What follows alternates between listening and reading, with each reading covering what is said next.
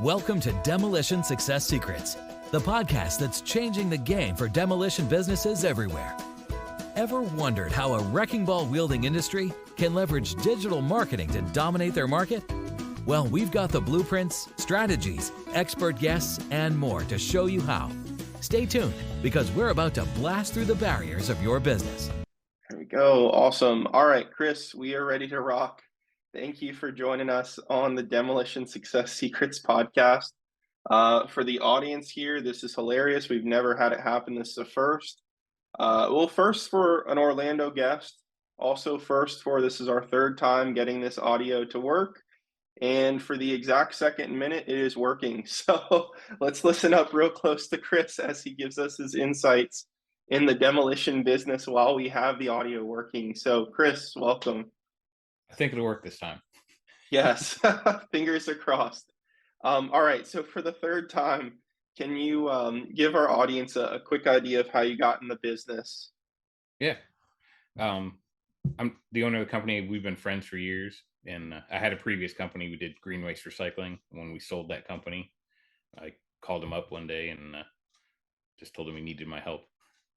Been here ever since. It's been almost 10 years now that I've been here. Wow. Okay. Got it. What do you know now that you didn't know when you started in the demolition world?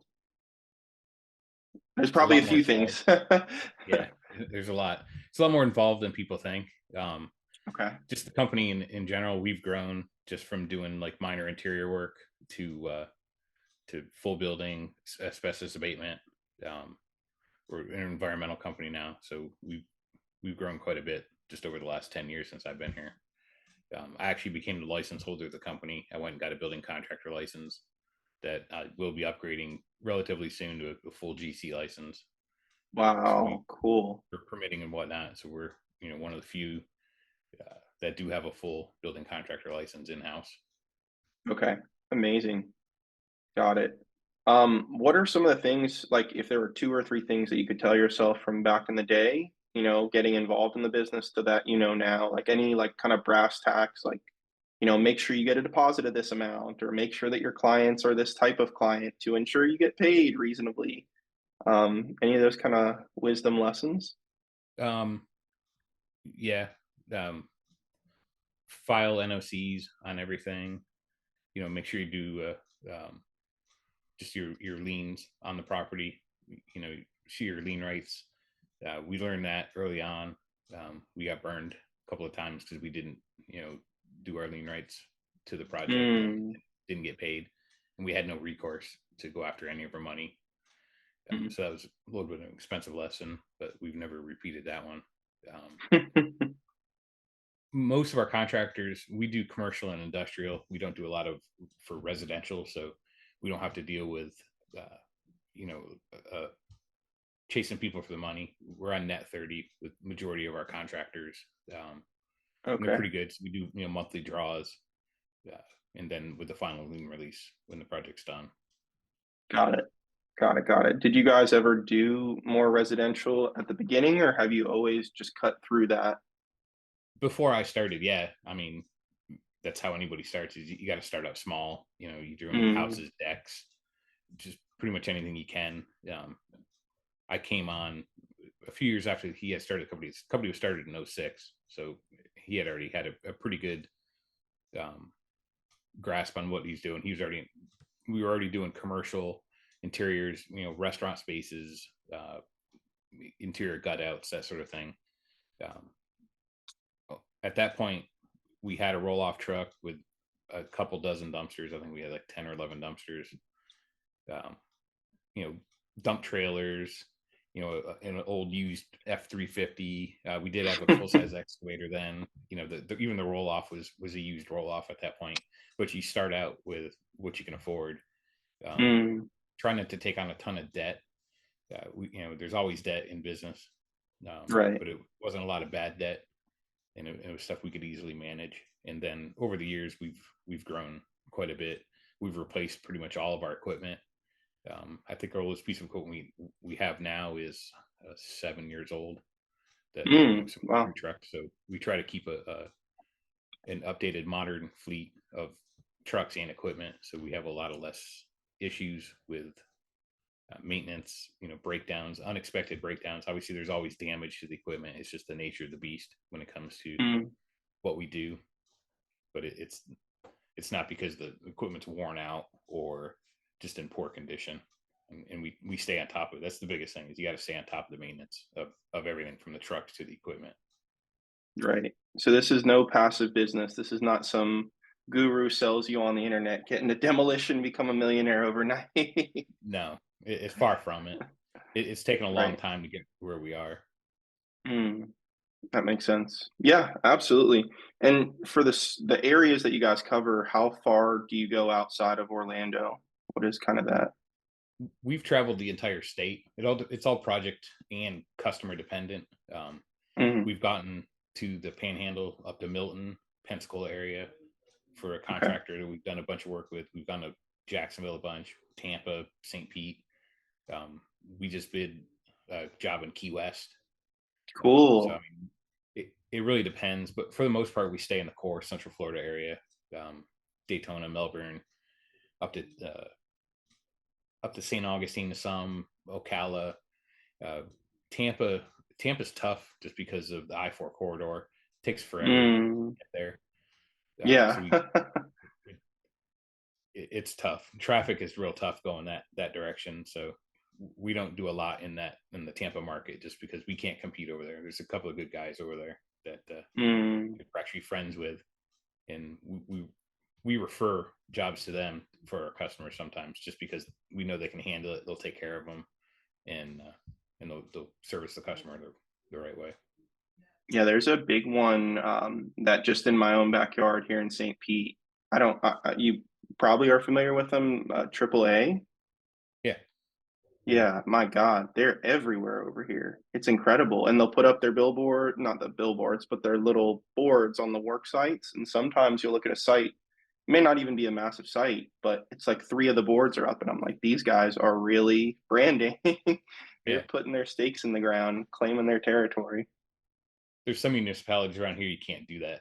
They restrict Mm, putting signage up. We can't even have our name on the silt fence when we put silt fence up. really? Yeah. So there's a Huh. couple of municipalities. They're pretty strict on that. Interesting. Okay, so that I guess begs the question of, that's one way of promotion. How have you guys grown without totally giving away the farm or all the secrets? But how would someone in your shoes grow the way you guys have? Is it golf outings? Is it association, taking people out to dinner? How do you get more clients? In the beginning, Blue Book, Blue Book for Construction, when it was actually a book. They don't even have a book anymore. It's all online now. But we've been listed in the Blue Book for ever. I think pretty much since we started. Mm, And there's other bid services out there that we've used. Nowadays, we get probably at least 50% just direct emailed to us because we're really? on Okay. everybody's bid list. But that takes years of getting that.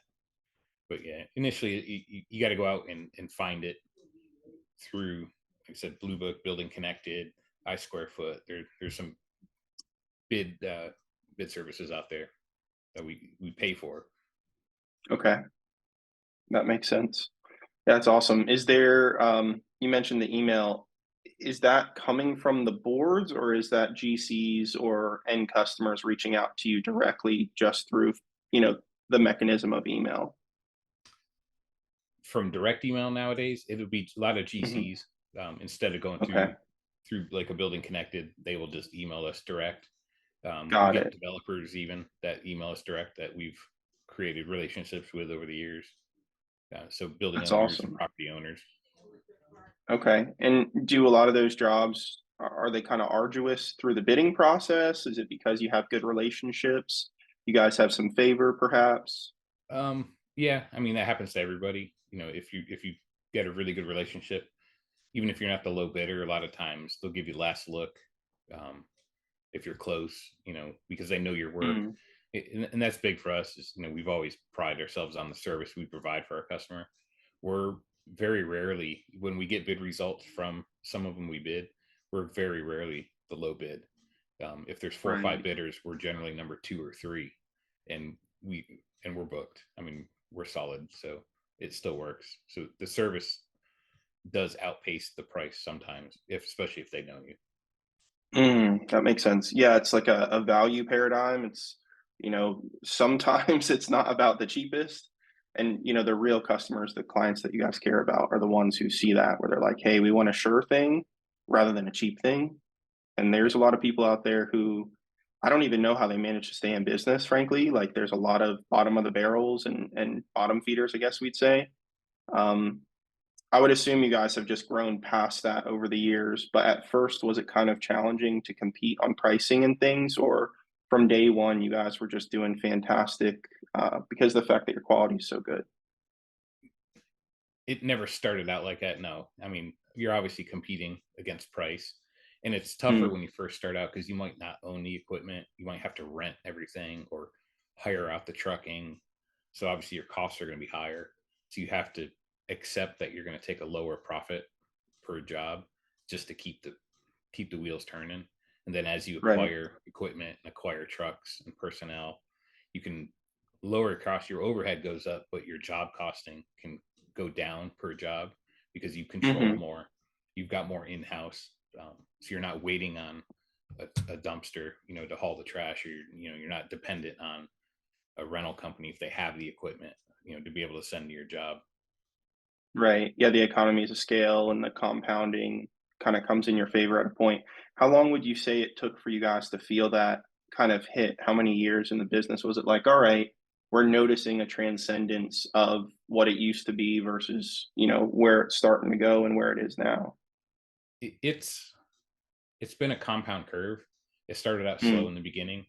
Like I said, I didn't start when he first started the company, but he knew right. right away that he had to get a roll off truck.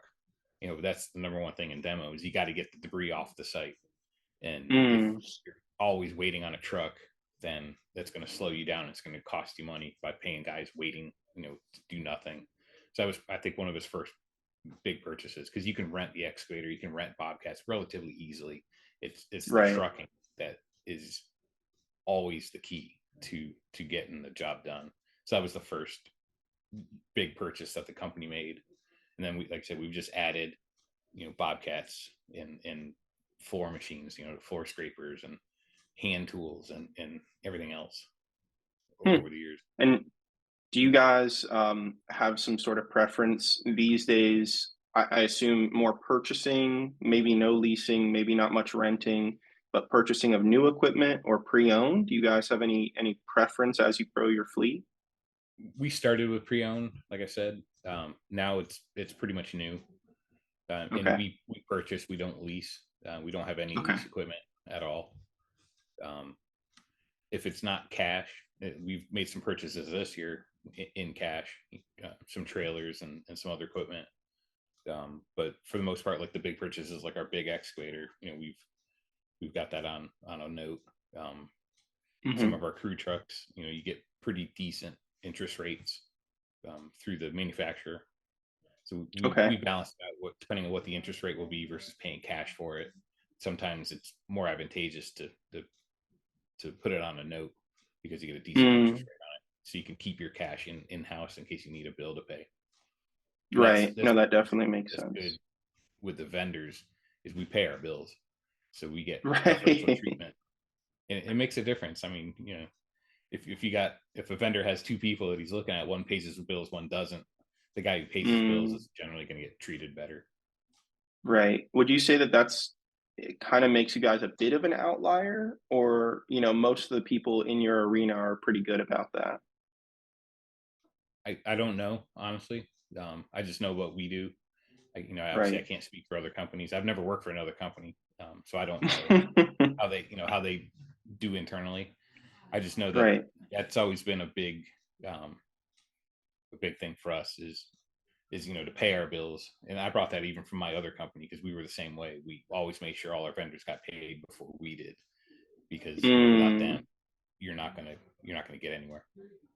right. Yeah, we're having a guest on who deals with vendors and kind of the payment relationships and stuff. They don't He kind of explains it as backwards factoring, if you're familiar with kind of standard factoring.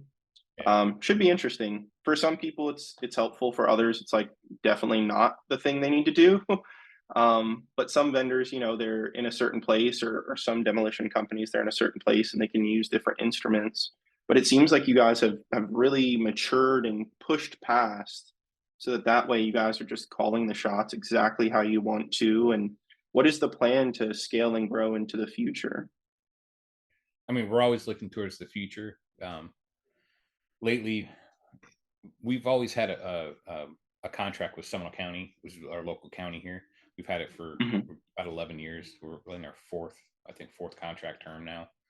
Okay. Recently, we're awarded the Orange County contract, so we handle Orange and Seminole County here, and we even have a Lake County contract that we've done work for Lake County direct. So we've been going towards governmental work as well as the Okay. private sector.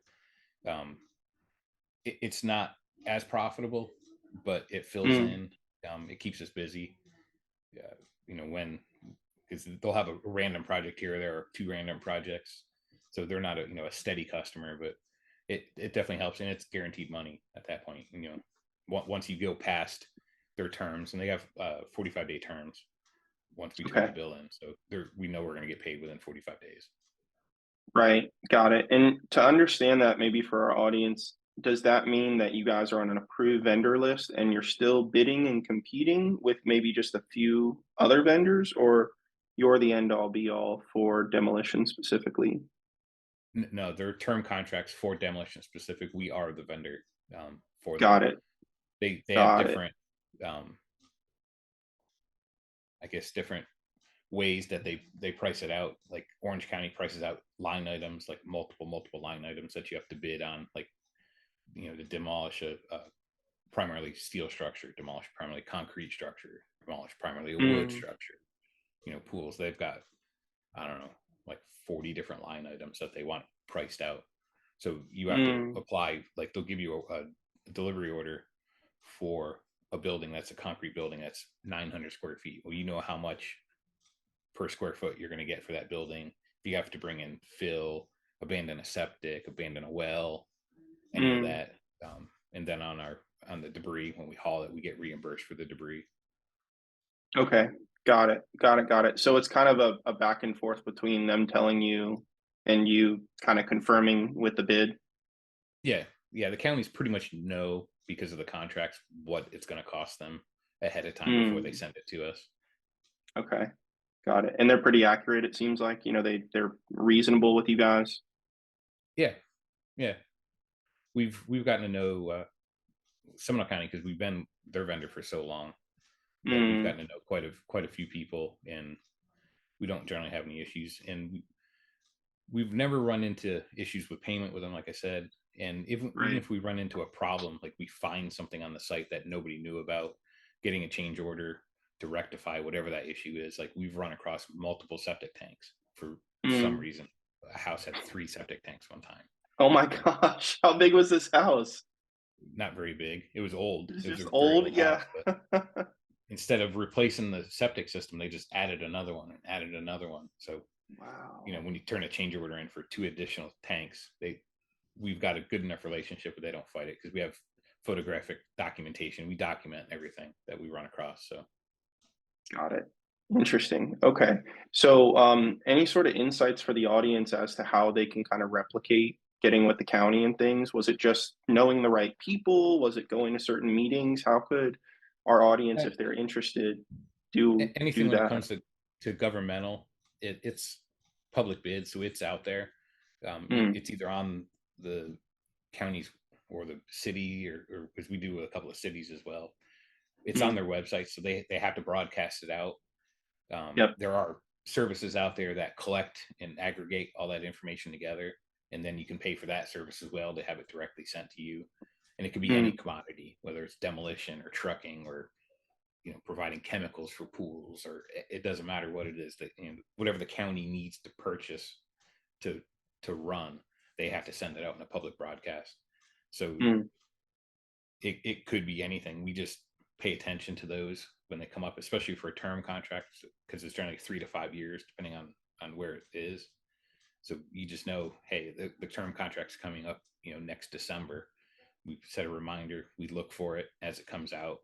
Take the invitation to bid package. make sure it's something we're interested in doing, complete it, and send it in on time. Hopefully you're low bid. Right. Yeah. That's fair. Okay. And then some of the audience guests, etc., even our clients, they do kind of have a multitude of touch points where they'll be doing residential that helps them, be busy when the commercial stuff's a little bit slower. For you guys, it sounds like you're very, very pinpoint, more like a sniper than a shotgun. And I think it sounds like a pretty awesome way to run the business because it doesn't sound like you have some of these headaches that other people in the space have, especially with collecting money and things, or a million bids to try to get a deal. No, I mean, don't get me wrong, we still bid a lot. We've got 3 estimators full time that work Oh here. wow. So, Okay. we're constantly pumping out estimates for all sorts of different size projects from $5,000 to $6,000 up to $1.5 million, 2 million, 3 million, depending on what Okay. the project is and the size. So we don't Got it. have a specific job size that we go after. We go after anything. And again, Okay. it depends on how far out it is, to how much the money is. Obviously, a $5,000 job, we're not going to go after in Jacksonville because it's Yeah. 3 hours, 2.5 hours away.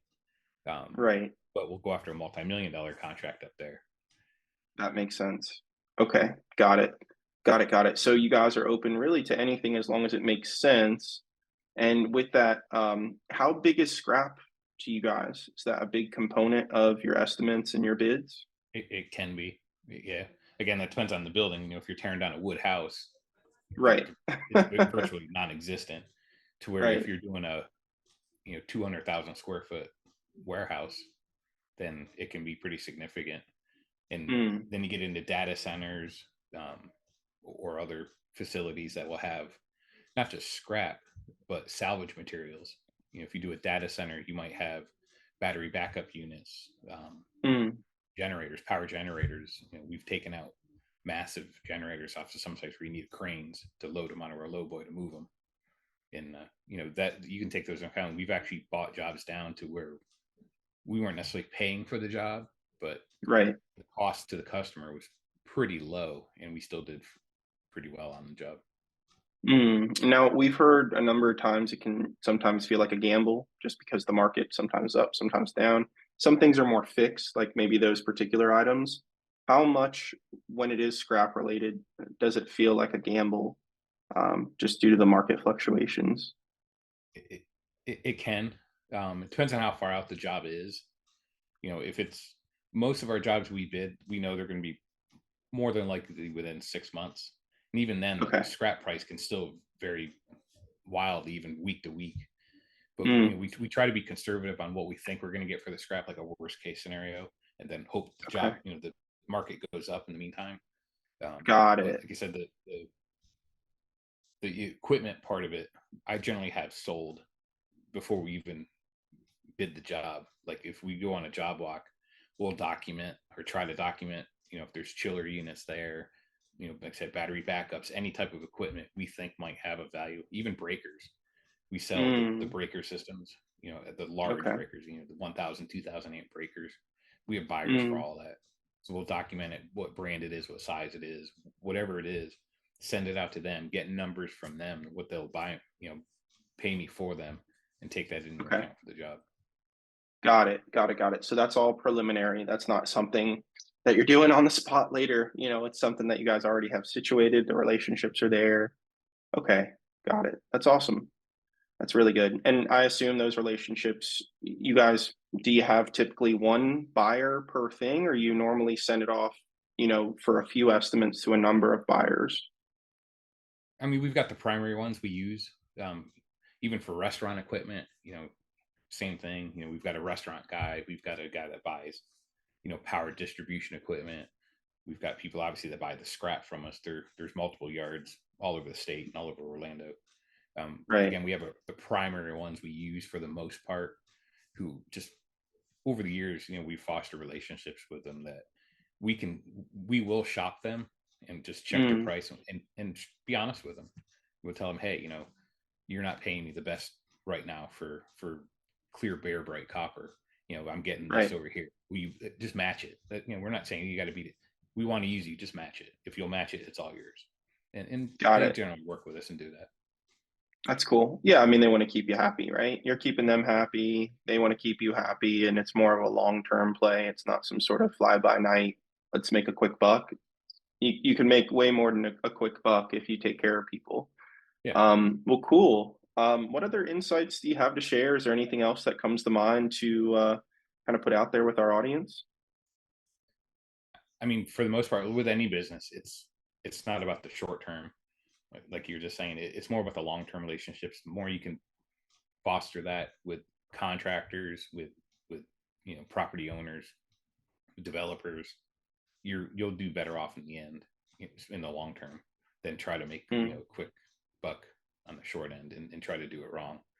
It happens quite a bit, especially in this industry where people will take the shortcut and they might mm, get away with it one or two times, but eventually it will come back and bite them and bite them hard. right. Yeah, it is a thing that we realize quite a bit is that, yeah, you can cut the corner, but if you continue to cut the corner, you're just not going to last. Your name's going to be tarnished. You're going to upset the wrong people.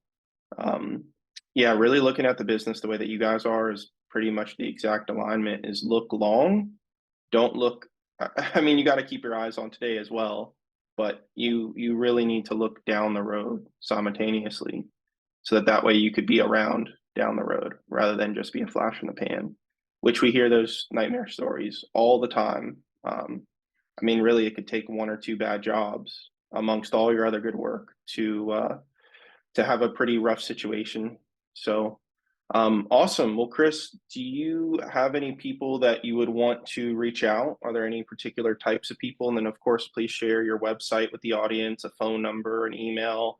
Who would be a good fit to reach out, and how could they get to you guys? I mean, we're always looking for, we're always looking for good people. I mean, who isn't nowadays? We always seem to be short on help. So I mean, anybody who even thinks they want to get into this industry, we've just hired a couple of guys, the last 2 weeks that have never done it, never done construction. They're younger guys. They've done office work, and Mm, we've brought them in. We like to mentor them, to show them how to do it the right way. So we're always looking for good help, and sometimes it works, okay. sometimes it doesn't. Um, Vendors, we're always looking for something we might not know. I mean, we don't know everything. We know Mm, a lot, but there's always somebody who's got a better tool. Lately, nowadays, is battery operated stuff. We've worked with a vendor here in Florida about bringing in some battery equipment. We haven't done it yet, but we're definitely it's something on our radar for a lot of interior work. That's something where I think it's going to become a lot more prevalent to use mm. battery operated equipment versus diesel or gas. Are Um, you going to be getting a cyber truck anytime soon?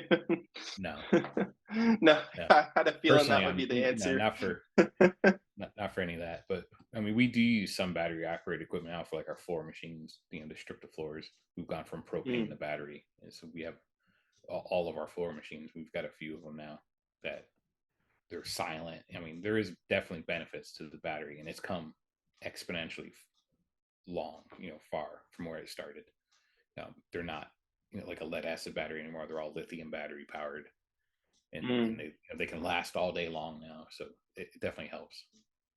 That's awesome. Real quick, before we let you go on that note, you mentioned some people are sticky, some are not when it comes to employment in the business. We do have a lot of people in the audience who are either already in the business, as team members, or they're looking to possibly take the jump into the business. What do you notice makes someone a sticky, positive employee versus the people who don't stick around? Attitude. I mean, I guess that's with Mm, any industry. They gotta have the right attitude. Um, they got to know that they don't know everything, and we've run across that more than once. And also to pace themselves. I mean, it is a very physical industry, and we've got guys that come in, they're gung ho, and they're just by lunchtime they're done. So you just got to wow. pace yourself and take your time. And just overall, like anything, it's the long term. You got to last all day to be productive. So if you're real productive or overproductive, I guess, in the morning, and you're useless in the afternoon, then you're probably not going to last very long. Okay, got it. And I mean, that almost relates back to the business in general. Is like you can make a lot of revenue, but if you can't fulfill it, or there's some sort of disparities, you want to pace yourself. Has been a common theme with a lot of our guests. Is it's great to have big numbers on the paper, but if you can't adequately fulfill those, or you can't even fund all of those jobs to be able to fulfill them, it's not a good situation. But you guys sound like you're in the perfect kind of sweet spot there. And for the audience listening, if you're a current team member or you're interested in becoming a team member, now you know. It's okay to kind of be a nice balancing act rather than going a little too crazy and burning yourself out. Attitude, I assume they're kind of, like you said, open-minded, willing to learn, positive. It helps if they show up on time and are consistent. Very much so. Yeah, got it. That makes sense. Okay. Well, can you share, obviously I know it, but for our audience, any of those types of people that should reach out to you, can you share a good phone number, good website, anything like that so they can reach out? Yeah, it's championservicesfl.com is our website. You can reach me if you want to. My email is chris@championservicesfl.com. I answer pretty much every email I get. Our phone number's out there. It's 407-250-6755. That's in. It's got to be a lot of emails. A lot of email. That's your whole job now, right? It's just managing the email inbox. Awesome. Okay. All right. Well, thank you, Chris. You and I are going to hang out on the line, but we really appreciate having you on the podcast. Super appreciated some of these insights you brought to the table. Yeah. Awesome. All right. Thank you. That's a wrap for this episode of Demolition Success Secrets. Stay tuned and subscribe for more explosive insights from our upcoming episodes. Until then, continue to blow up your demolition business and make the competition rubble in your path.